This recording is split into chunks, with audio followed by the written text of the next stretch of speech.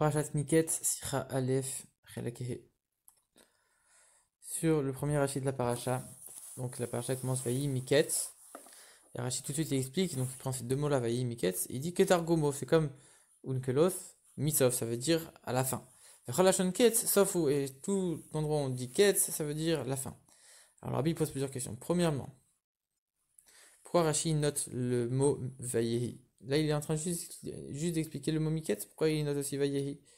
Deuxièmement, pourquoi Rachid a besoin tellement de venir te dire que Miket ça veut dire la fin. Et en plus, tellement qu'il a besoin qu'il vient, il t'amène des preuves et tu dis voilà, c'est écrit dans Unkelos. Et en plus, partout on dit Ketz, à chaque fois c'est la fin. Mais je comprends pas, c'était tellement dur de savoir que Ketz ça veut dire la fin et que tu as besoin de m'apporter des explications comme ça. Et troisième question, c'est que le mot Miketz, on l'a déjà vu plusieurs fois dans la Torah. On l'a déjà vu pour Bereshit, avec Caïn, on l'a déjà vu avec Noach, on l'a déjà vu avec Abraham.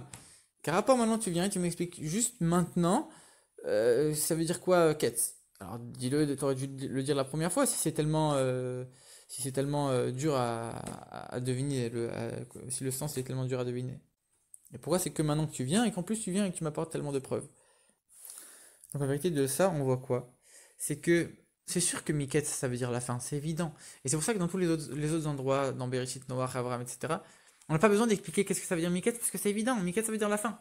Mais dans notre endroit, à nous, dans la paracha de Miketz précisément, le mot Miketz, il peut pas vouloir dire la fin. Il y a plein de couchiottes, il y a plein de questions, il y a plein de difficultés qui font que on peut pas dire que ce Miketz-là, il veut dire la fin. Alors, comme on aurait cru que ça voulait pas, ça peut pas vouloir dire la fin, il a besoin de venir de te dire si, ça veut oui dire la fin, même ici. Et sache que je t'amène des preuves, et que voilà ce que le Targum dit, et voilà que partout en vérité ce sera la fin, même si on n'a pas l'impression que ça veut dire la fin ici, oui ça veut dire la fin. Alors c'est quoi? C'est quoi tellement les questions? Et c'est quoi les difficultés pour lesquelles on pourrait penser que ici Miket ça veut pas dire le mot fin? En vérité, à chaque fois que la Torah elle dit le mot Miket, ça veut dire à la fin, mais en vérité, on parle d'un événement, d'un second événement, qui est la conséquence d'un premier événement. Et c'est exactement ça qu'on voit aussi avec Caïn, c'est que Caïn, il a commencé à travailler la terre, et ça a enclenché que Caïn, il a offert des fruits de la terre pour Dieu. Et donc c'est pour ça qu'on a dit Miketz Yamim, à la fin de quelques jours, après avoir travaillé, il a offert un cadeau à Dieu. Pareil pour Noir. D'abord, il a vu le début des montagnes. Après, donc, Miketz, après quelques jours, après 40 jours, là, il a ouvert la fenêtre de l'arche. Pareil pour Abraham Avinu. C'est que il a attendu 10 ans en Eretz de Canaan. Et donc, à la fin des 10 ans, là, c'est parce qu'il avait attendu 10 ans que là, il a commencé à prendre Agar. Donc, on voit qu'à chaque fois qu'on dit Miketz, c'est toujours un deuxième événement qui est la conséquence d'un premier événement. Mais ici, dans notre paracha, c'est complètement un nouveau sujet. Quel rapport? Ici, dans la paracha d'avant, tu es en train de dire que le Sarah Mashkim, il a complètement oublié Yosef. Donc, tu es en train de clore ça. Tu as fini l'histoire de Sarah Mashkim, c'est fini. Il n'y a plus aucun lien, il y a plus de suite. Et maintenant, tu commences un nouveau sujet, tu dis Miketz. Mais c'est la conséquence de quoi? C'est quelque chose de nouveau, c'est pas du tout la conséquence de ce qu'il y a eu avant. C'est complètement séparé de ce qu'il y a eu avant. Alors comment tu peux dire Miketz comme dans les autres endroits? Alors, ce qui a entraîné que le Saramashkim va dire, c'est parce que par où il arrivait, il a raconté, personne n'a trouvé. Alors, du coup, le Saramashkim est parti de dire. Mais ça n'a rien à voir avec l'épisode d'avant, que il était avec Yosef dans la prison. Après, on dit qu'il a oublié. Donc, c'est pas du tout cet épisode-là qui a enclenché. C'est autre chose. Ça n'a rien à voir. Les choses, ils sont complètement séparées. Et donc, du coup, là, on voit que on pourrait pas considérer ce mot Miketz comme voulant dire la fin. Et Rachid vient et se dit si, même si ça veut dire la fin. Et c'est pour ça qu'il te note Vayehi Miketz, pas seulement le mot Miketz. Vayehi pour vous dire, voilà, tout ce nouveau sujet-là, tout le nouveau paragraphe qui était en train de parler de quelque chose de nouveau, Vayehi, à un autre moment, aucun rapport. Et bah quand même là, c'était Miketz, ça voulait dire quand même la fin. Et on voit dans le commentaire du Ibn Ezra que lui aussi, il explique le sens simple des choses. Lui, il explique ce mot Miketz, pas du tout comme voulant dire la fin, mais comme voulant dire le début. Comme on sait que il y a plein d'endroits où on dit que Miketz, ça veut dire le début pour Ibn Ezra. Donc pour lui, ça voudrait dire quoi? Donc Miketz Nataim Yamim, à partir de là, c'était le début de ces 2 ans. Comme pour dire, là, Paro, il a fait son rêve.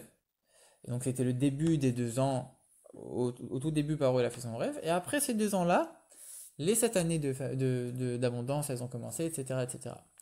Alors après, selon le sens simple, ça ne peut pas bien coller à 100%, puisqu'on voit que dans le rêve, Yosef, quand il interprète le rêve à Pharaon, il dit, mais Dieu, il est en train d'accélérer la chose, c'est pour ça qu'il te montre ça tout de suite. Donc, que tu peux pas dire que il montre ça tout de suite, il accélère au moment R, et après il te dit, non, c'est pour dans 2 ans. Donc, d'après le sens simple, ça marche pas à 100%, mais Ibn Israël, il trouve que ça marche quand même mieux que de dire que ça veut dire la Miketz comme la fin, puisque l'événement précédent, il est complètement terminé. Donc c'est encore plus compliqué de dire que Miketz, ça veut dire à la fin des 2 ans. Et donc Ibn Israël, il dit, lui, même si c'est compliqué de dire c'est le début des 2 ans, mais c'est moins un problème que de dire que c'est la fin. Alors Rashi, il vient, il te dit quand même, moi je te dis que c'est la fin, et quand même je t'amène des preuves. La première preuve que Rashi appelle, il dit, partout où on trouve le mot Ketz, ça veut dire la fin. Et donc, comme ça c'est un klal pour Rashi, que partout ça va vouloir dire ce mot fin, alors même si ici tu es dans un endroit où ça passe difficilement, moi j'ai dit que c'était tous les endroits, donc ce sera tous les endroits, ça c'est le klal que Rashi il énonce. À partir de ce moment-là, donc ça veut dire que tu vas comprendre que partout ça va être comme ça. Qu'est-ce que tu as besoin maintenant d'amener encore une autre preuve dans le Targum Onkelos? Parce qu'en vérité, le Ibn Israël, lui, pourquoi il dit que ça veut dire, Ketz, ça veut dire soit le début, soit la fin? Parce que pour lui, Ketz, ça vient du mot Katse. Katse, ça veut dire une extrémité. Ça veut dire en vérité, le mot Ketz, il veut dire une extrémité. Donc, que ce soit la première extrémité, donc le début, ou la dernière, la fin, c'est pas une preuve. Et tu peux avoir des endroits où c'est le début, des endroits où c'est la fin. Et donc, comme Rachid, lui, il vient et te dit partout où tu vois Miketz, ça veut dire la fin. Mais ça, c'est pas une preuve de dire que le mot Ketz, il vient pas du mot Katse. C'est-à-dire que si toi tu vois que le mot Miketz, il vient du mot Katse, même si Rachid après lui il te dit ce qu'il veut, il te dit que ça veut dire, ça veut tout le temps dire la fin pour lui. Mais si il te dit pas clairement que ce mot-là, il vient pas du mot Katse pour Rachid, alors tu vas penser quand même qu'il y a une possibilité où des fois ça va être quand même le début. Même pour Rachid. Mais même s'il te dit que c'est partout comme ça. En vérité, Rachid lui dit c'est tout le temps la fin, dans le sens c'est tout le temps l'extrémité. Mais ça peut être l'autre extrémité. Et donc Rachid vient, il te bloque ça. Il te ramène encore une explication en disant non, regarde, et je t'amène une preuve de Unkelos que c'est la fin et c'est vraiment la fin, c'est pas l'extrémité. Alors ça, maintenant le rabbi il ramène le vin de la Torah qu'il y a dans le pirouge de Rachid. Première, donc ici on voit qu'il y a deux choses qui sont complètement opposées dans la même explication. Première explication, c'est que le mot Miket, ça veut dire la fin. C'est la fin de l'exil de Yosef. C'est la fin de la période où il était en prison. C'est la fin de sa galoute personnelle. C'est vraiment, il était dans le matzav le pire depuis qu'il a été vendu par ses frères. C'était le pire matzav où il était. Et là, il est en train de sortir de ce matzav à ce moment-là. Comme le rabbi précédent, il dit que à l'époque des temps de Mashiach, le Rocher il se renforce.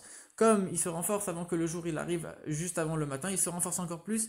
Et juste après, tu as le dévoilement, donc tu as la délivrance de Yosef. Donc le deuxième point, c'est que ce mot-là, ça veut dire le début de la Géoula de Yosef. À la fois, ça veut dire la fin de l'exil de Yosef et le début de la Géoula de Yosef. Et donc là, c'est tout le Inyan. Qu'est-ce que ça veut dire la fin de la galoute ou le début de la délivrance? C'est-à-dire la fin, Ketz d'Ismaël, la fin de l'exil, ou Ketz Ayamin, le début de la Géoula. Et donc en vérité, il y a les deux explications dans ce mot-là, Miketz, et c'est pour ça que Rashi aussi il ramène l'explication du Targum. Le Targum Onkelos, lui, il vient te rappeler le Inyan de la Galoute, que quand les Juifs étaient en Galoute, ils parlaient pas hébreu, ils avaient besoin d'un Targum en araméen.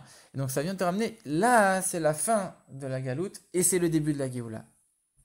Et le Rabbi termine en disant que bien sûr, comme chaque pirouche sur un même pasouk, alors forcément qu'ils sont liés. Ici, le message c'est de dire que en élevant, en raffinant les étincelles de Gdusha qui sont dans le Galout, alors tu arrives au début de la Géoula. Et comme on sait que Elou Velou Divrei Elohim Chaim, Rashi en vérité il inclut les deux explications. Il dit Choleshon Ketz sauf vous. C'est-à-dire que tout le langage de Ketz, toujours c'est la sauf. Ça veut dire quoi? Tout le langage de Ketz. Donc même le Ketz du Ibn Ezra en vérité, eh ben, il est aussi inclus dans la sauf. C'est-à-dire quoi le sauf, la fin? Ça, c'est la fin du raffinement des étincelles, c'est la fin de la galoute, le début de la Géoula. En vérité, ça aussi, même c'était inclus dans le pirouge de Rachid, donc les deux sont inclus, à la fois le début, à la fois la fin. Le fin de la galoute et le début de la Géoula sont inclus dans ce même mot-là de Miketz.